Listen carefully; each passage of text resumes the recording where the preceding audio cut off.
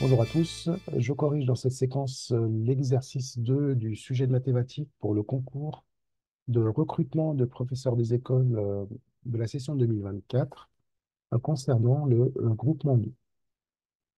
Donc cet exercice possède trois parties, la partie A, la partie B et la partie C. On va commencer par la partie A. Alors nous avons un schéma qui modélise une cour d'école, donc modélisé par le triangle PRC, rectangle en R. Ensuite, on nous dit que les points P, A et R sont alignés, les points P, S et C sont alignés, et la distance PA est égale à 28 mètres, la distance AR 10 mètres, et la distance PS 35 mètres. Ensuite, on nous parle de deux zones. La zone modélisée par le triangle PAS, c'est la zone dite naturelle. Elle va être en gazonné.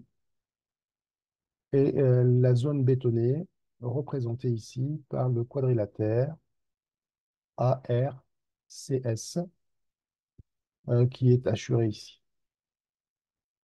Première question, on nous demande de tracer un plan de la cour en choisissant comme échelle 1 centimètre pour 5 mètres.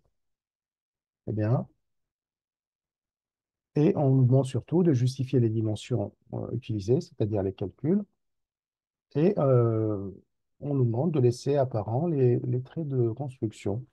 Donc, chose qu'on demande à chaque fois quand il y a une construction. Alors, les traits de construction, ça peut être des arcs de cercle, par exemple. Alors, du coup, j'ai trois longueurs à calculer. Donc, la longueur PA, la longueur AR et la longueur PS. Alors, PA, c'est 28 mètres. Ensuite, AR, c'est 10 mètres. Et PS, 35 mètres.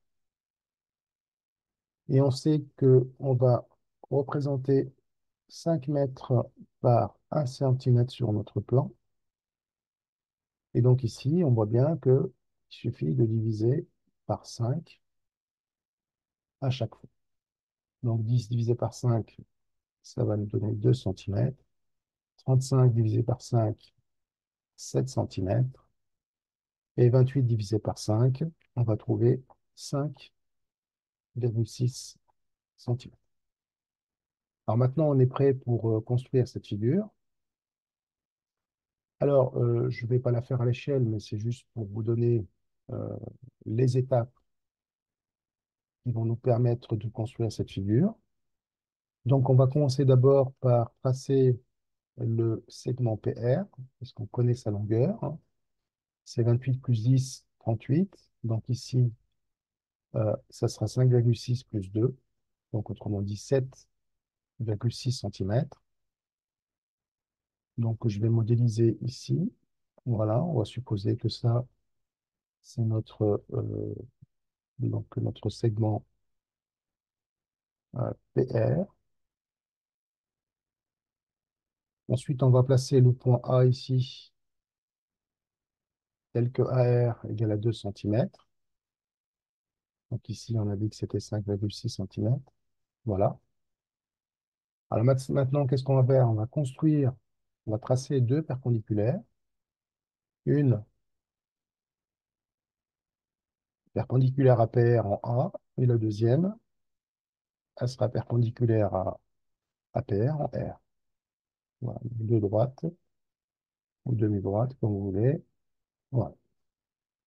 Alors maintenant, qu'est-ce qu'on va faire? On va prendre notre compas et on va tout simplement placer le point S tel que la distance PS est égale à 35 mètres, c'est-à-dire 7 centimètres. Donc ici, avec mon compas, je vais tout simplement tracer un arc de cercle qui va couper cette perpendiculaire ici. Et le rayon de de cet arc est de 7 centimètres. Une fois que j'ai placé le point, je vais tout simplement tracer la demi-droite, avec la règle c'est mieux, qui passe par ce point-là. Voilà. Vous voyez? Donc terminé, on a fini notre construction. Alors, donc l'arc de cercle à l'intersection, ici on a le point S. Et ici, cette demi-droite va couper en C notre deuxième perpendiculaire. Et la figure est terminée. Donc ici, cet arc de cercle de rayon 7 centimètres. Bien, on a fini cette construction. On va passer à la question 2. Alors, je vais remonter un peu ceci.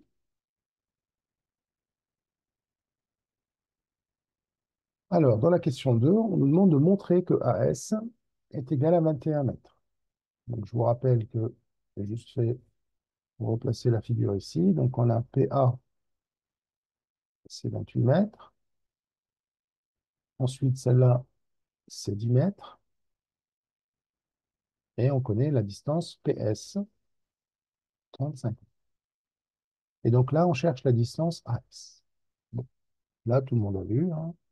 On va tout simplement utiliser le théorème de Pythagore, puisque on connaît un triangle rectangle, on connaît la longueur d'une hypoténuse, et à un côté, on cherche la longueur du troisième côté. Donc, on va faire une petite rédaction, commençant par dire que le triangle PAS est un rectangle A. Donc, d'après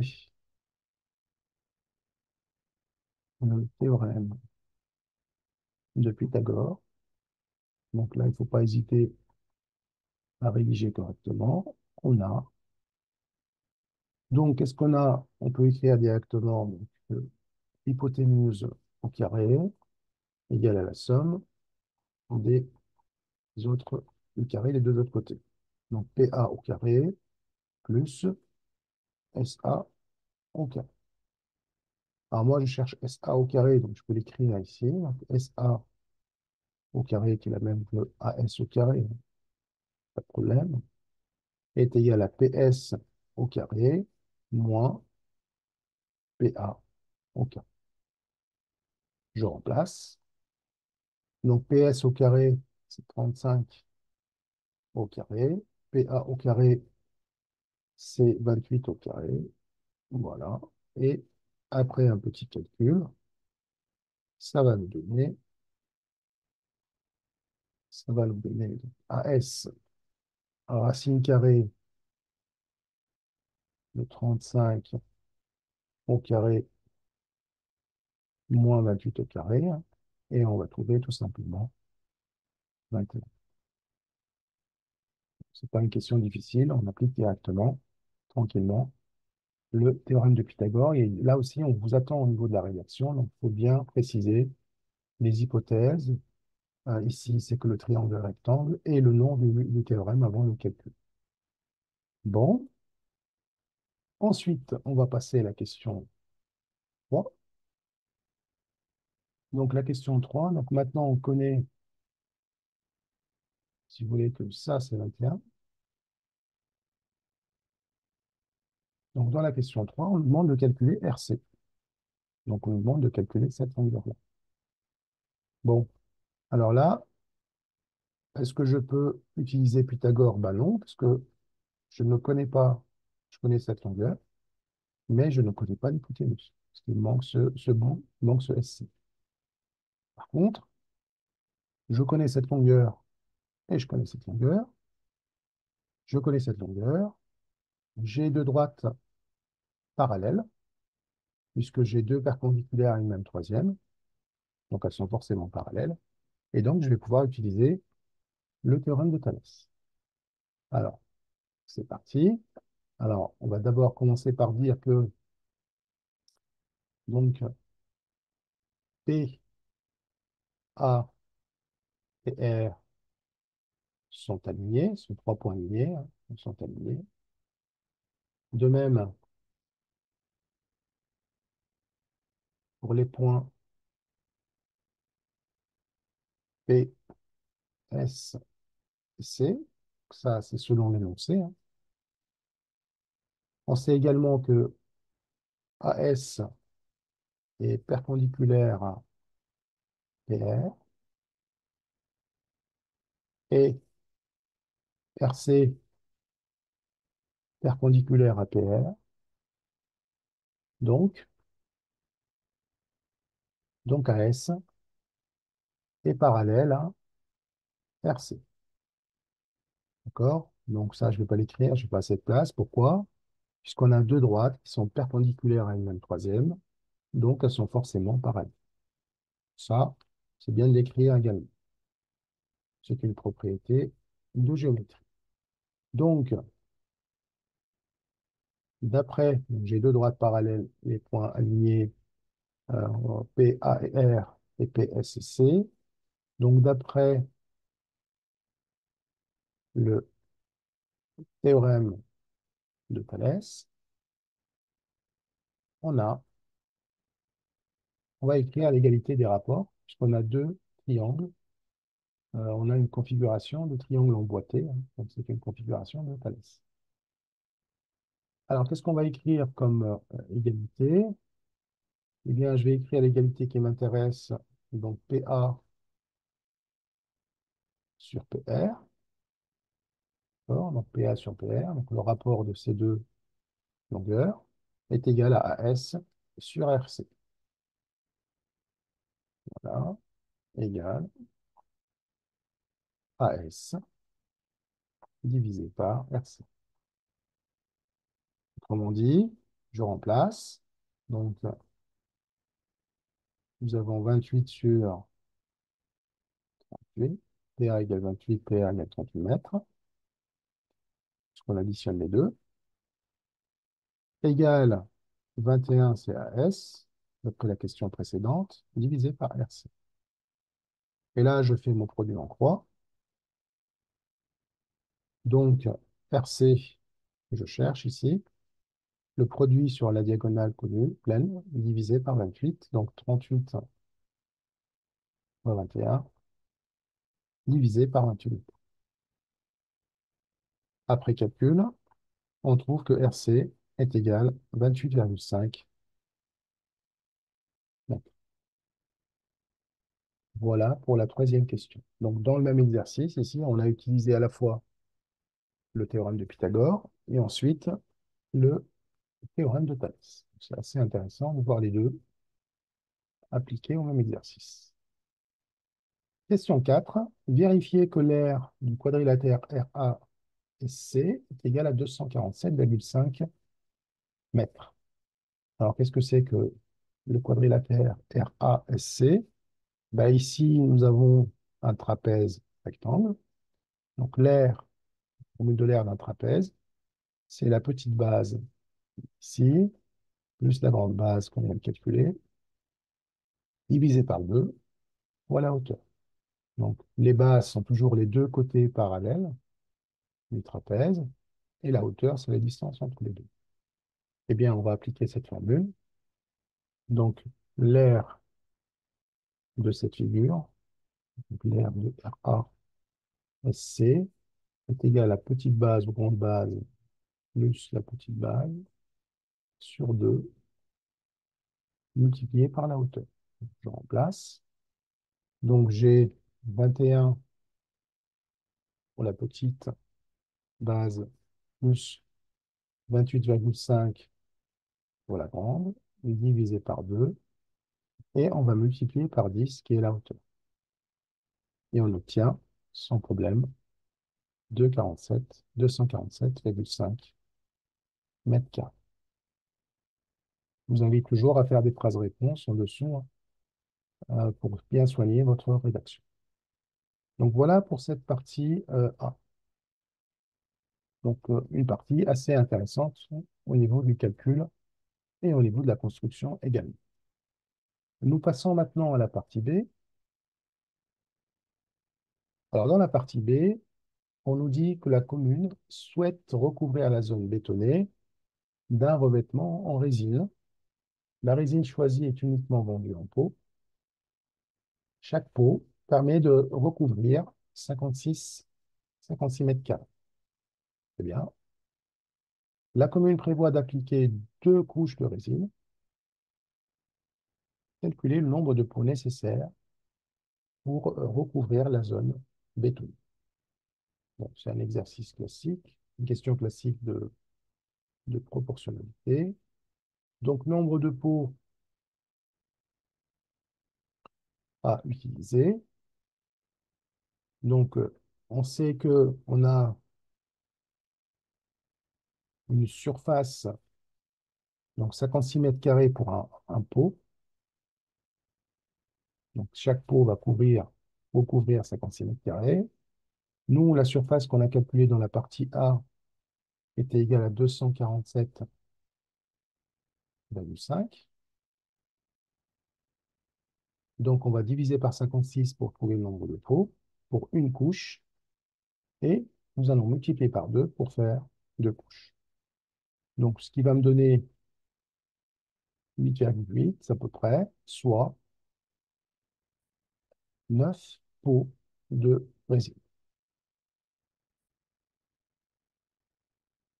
Voilà pour cette question. On passe à la question 2. Donc, la commune peut choisir parmi les propositions de 2 fournisseurs. On a un fournisseur A et un fournisseur B. Le fournisseur A propose une résine à 215,75 € le pot. Le fournisseur B propose un pot de résine à 138,50 € avec des frais de pose pour l'ensemble de la commande qui s'élève à 600 €. Eh bien, pour la question 1, on va modéliser le fournisseur A par la fonction f, qui au nombre n de pots, pour n pots de résine achetée, f de n nous donne le prix total à payer en euros. Et on nous demande de donner l'expression de f. Donc, petit a, ici nous avons une fonction f. N, c'est le nombre de pots. Pour n pots achetés, on va payer un prix égal à f de n. Alors, si je regarde le fournisseur A, donc la fonction f, c'est le fournisseur A, hein. Donc, c'est n multiplié par 215,75 euros. Et donc, on écrira 215,75 n. Donc, f de n est égal à 215,75 n. Donc, ça, c'est l'expression de la fonction f. On va faire la même chose pour la fonction g, qui modélise donc le fournisseur B.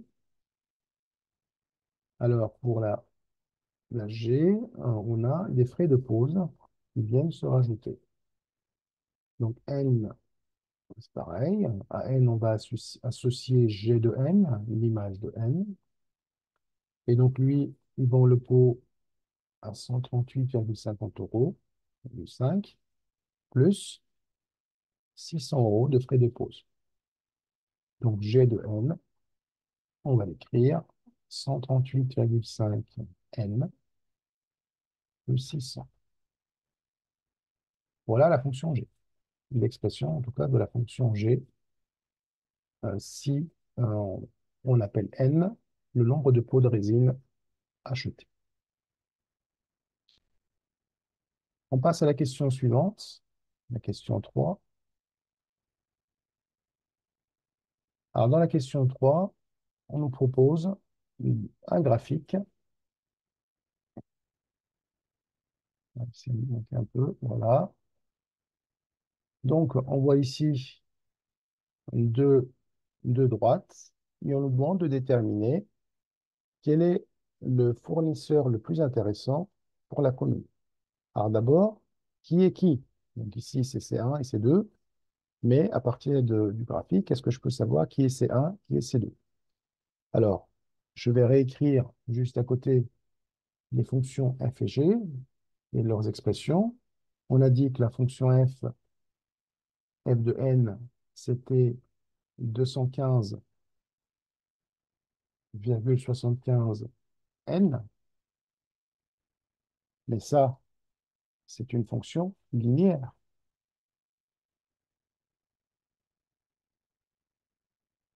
d'accord? Parce qu'elle s'écrit sous la forme de a fois n. Donc, sa représentation est forcément une droite qui passe par l'origine du repère. Donc, si je regarde ici, bah, la droite qui passe par l'origine du repère et le point de coordonnée 0, 0, c'est la droite C1. Donc, C1, ici, c'est la même chose que ça représente, ça représente la fonction f. Donc, c'est la courbe de f. Et C2, rappelez-vous, C2, c'était la fonction g. Bah, ça va modéliser la fonction g. Alors, pourquoi? Parce que rappelez-vous, on a dit que la fonction g, il y avait des frais de pause. On a écrit que g de n était égal à 138,5 n plus 600. Donc g de 0, d'abord c'est une droite qui ne passe pas par l'origine du repère. On peut trouver directement g de 0, l'image de 0, qui est égale à 600.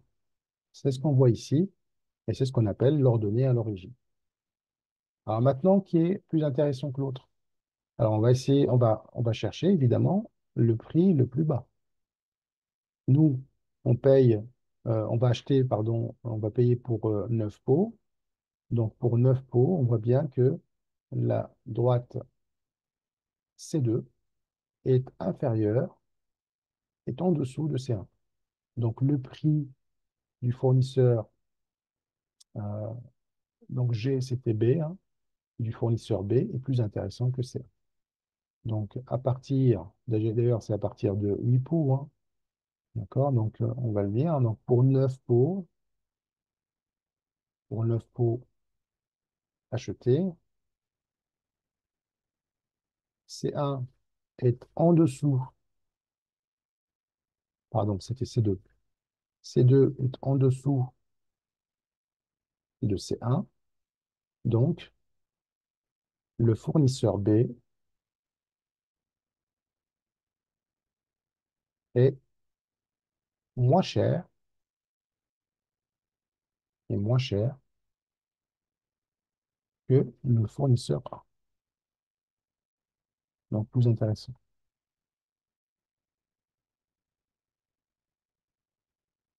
D'accord? À l'intersection ici, c'est-à-dire autour de 7 et quelques poussières, hein, elles sont égaux, hein, les deux fournisseurs proposent le même prix. En dessous, de 8 pots, c'est-à-dire à 7 pots ici, pour 7 pots, eh bien, le fournisseur 1 devient plus intéressant. Donc, c'est le fournisseur A. C1 est en dessous. D'accord. Si j'avais acheté cette peau, j'aurais préféré faire appel au fournisseur A. Voilà pour cette question. Donc, c'était la question 3, 3 petit a.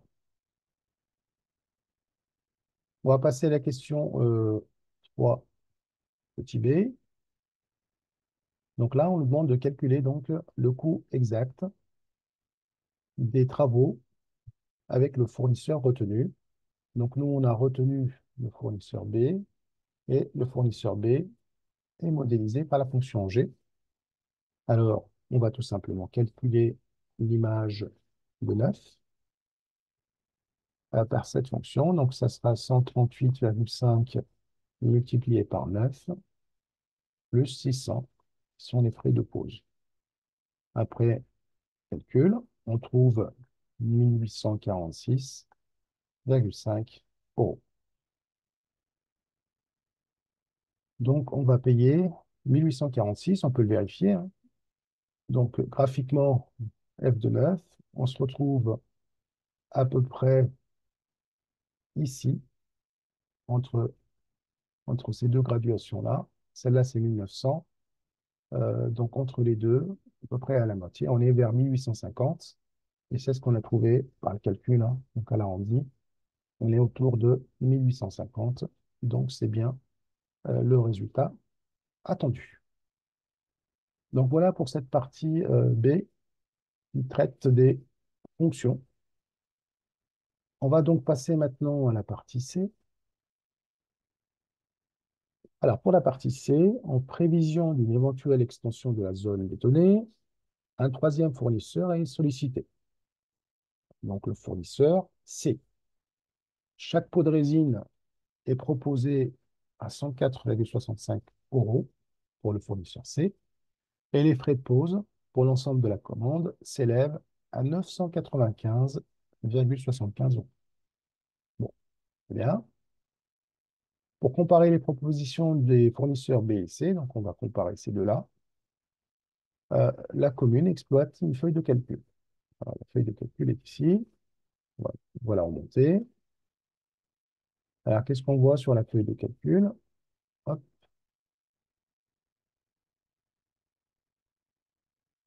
Donc, on a trois colonnes.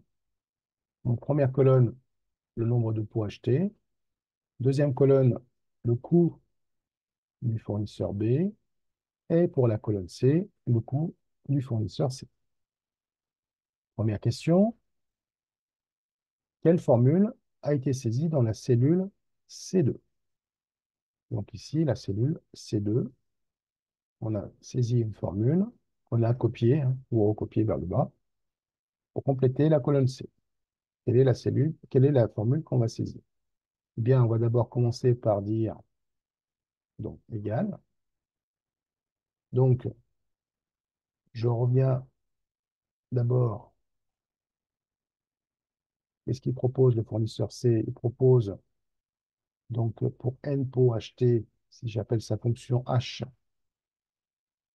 j'aurai 104,65 fois n plus les frais de pause.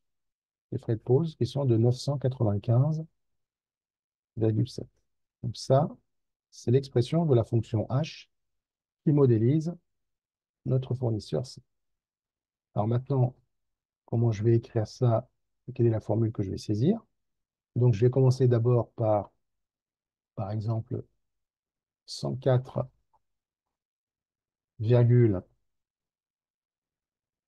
donc 104,65 que je vais multiplier par n, mais n se trouve dans la cellule A2. Donc multiplier par A2, voilà, A2, et on va pas oublier d'ajouter 995,7.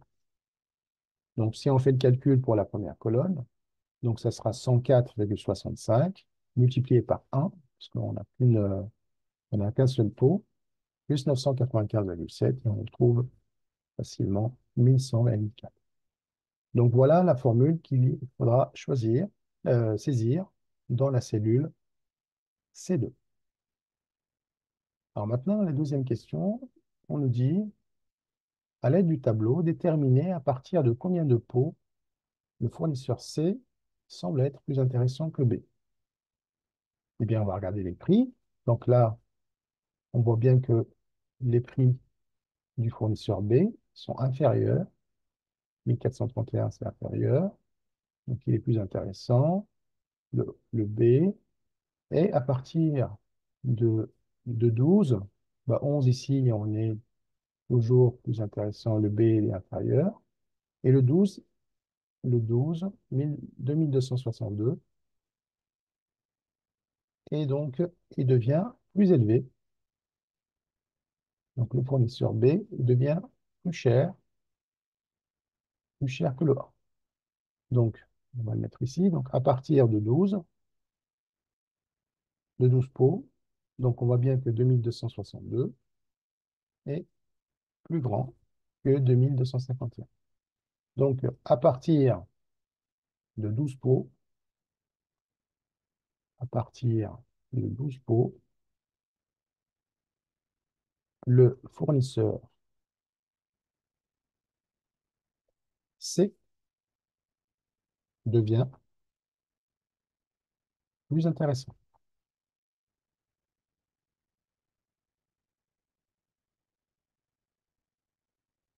Eh bien, alors, dans la question 3, on nous demande d'écrire une inéquation qui permet de retrouver ce résultat. Une inéquation à résoudre et retrouver donc le 12 comme résultat de cette inéquation. Alors, on va d'abord reprendre donc l'expression de h. Donc, l'expression de h, c'était 104,65 n plus 995,75. Donc ça, c'est h de n. Et on voudrait savoir à partir de quel n, h de n devient plus petit que g de n. Parce que le fournisseur B était modélisé par la fonction g. Alors, je vous rappelle la fonction g, c'était 138, l'expression de la fonction g, c'est 138,5 n plus 600. Donc, voilà l'équation à résoudre. Eh bien, on va la résoudre. Donc, je vais la réécrire ici.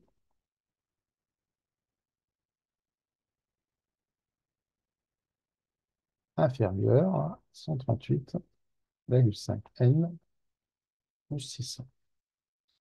Alors, comme pour une équation classique, je vais mettre les n d'un côté et les nombres d'un côté. Donc, je vais mettre les n à gauche, par exemple. Donc, de ce côté-là. Donc, j'aurai 104,65 n moins 138,5 n est égal à 600 moins 995,75. Donc, on a mis les nombres d'un côté et les nombres en n de l'autre côté. Maintenant, je fais un calcul classique. Donc, 104,65 n moins 138,5 n, ça va me donner moins 33,85 n, qui sera inférieur. Là aussi, j'ai un résultat négatif. Donc, moins 395,75. Alors maintenant, il va falloir isoler le n. Donc, on va diviser par ce coefficient comme pour une équation. Mais attention, ici, je vais diviser par un nombre négatif. Donc, il va falloir changer le sens de l'inégalité. Donc, c'était inférieur, ça devient supérieur. Et donc, j'aurai n supérieur, puisque j'ai divisé par un nombre négatif, à moins 395,75 divisé par moins 33,85. Et donc, après calcul à la calculatrice, donc cette, ce, ce rapport me donne un nombre positif, hein, puisque je divise un négatif par un négatif, c'est la règle des signes, et je trouve un nombre qui est autour de 11,7. Donc, c'est-à-dire, si je fais un arrondi, donc n sera, je prends l'entier, le premier entier supérieur à 11,7, donc n sera égal à 12. Autrement dit, à partir de n égale 12, le fournisseur modélisé par la fonction h, c'est-à-dire le fournisseur C, est moins cher que le fournisseur B, qui lui est modélisé par la fonction G. Voilà, donc nous, on arrive à la fin de la correction d'exercice 2. Merci pour votre attention et je vous dis à très bientôt pour la suite du sujet. Au revoir.